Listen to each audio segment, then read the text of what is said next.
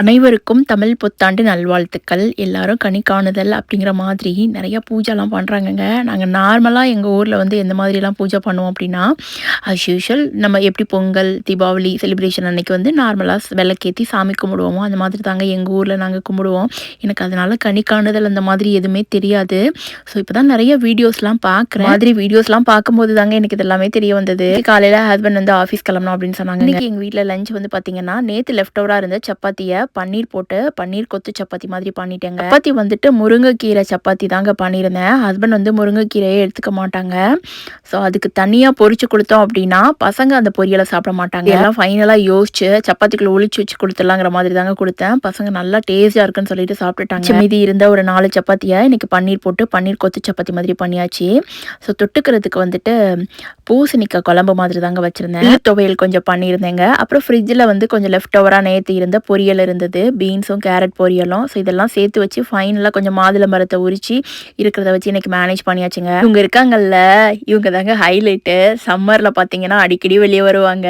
அணில் அப்படியே நம்ம சாப்பாடு வைக்கல அப்படின்னா அந்த மரத்துலேருந்து இறங்கி வந்து எங்கள் வீட்டை அந்த விண்டோ கிட்ட நின்று 2 கையும் தூக்கி அந்த விண்டோவில் பார்த்து பார்த்து தடவுவாங்கங்க.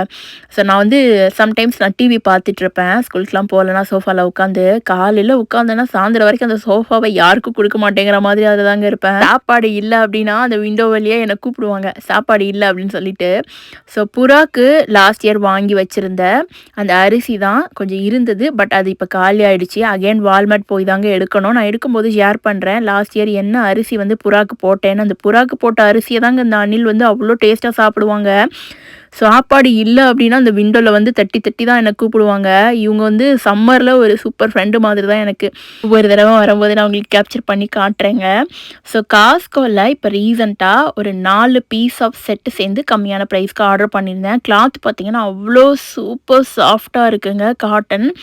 பசங்களுக்கு சம்மரில் பார்த்தீங்கன்னா என்னோட பசங்க வந்து கொஞ்சம் கிராண்டாக அப்புறமா காலர் வச்சு அந்த மாதிரிலாம் போடவே மாட்டாங்க. அதுவும் ஒரு ரணதீரன் ஃபர்ஸ்ட் பையன்லாம் பார்த்தீங்கன்னா அவனுக்கு வந்து ரொம்ப ப்ளைனாக தான் போடணும், சாஃப்டாக இருக்கணும் ட்ரெஸ். இப்போ நம்ம ட்ரெடிஷ்னலாக வேட்டி கட்டுறோம், அப்புறம் கொஞ்சம் ஜிகு ஜிகுன்னு கிராண்டாக லுக்கியாக ட்ரெஸ் போடுறோம் அப்படிங்கிறப்ப ஸோ எனக்கு ஆசை இருக்கும். ஆனால் அவன் போடவே மாட்டாங்க. அப்படியே போட்டாலும் எப்போ கலட்டுவீங்கிற மாதிரி தான் இருப்பான். அதனால் அவனுக்கு பிடிச்ச மாதிரியே சம்மரில் சாஃப்டாக எடுத்துடலாம்னு சொல்லி காஸ்கோ வெப்சைட்டில் ஆன்லைனில் தாங்க ஆர்டர் பண்ணியிருந்தேன். இது 4 பீஸ் ஆஃப் சேர்ந்தது. அதோட ஐட்டம் நம்பரையும் நான் ஷேர் பண்ணியிருக்கேன்.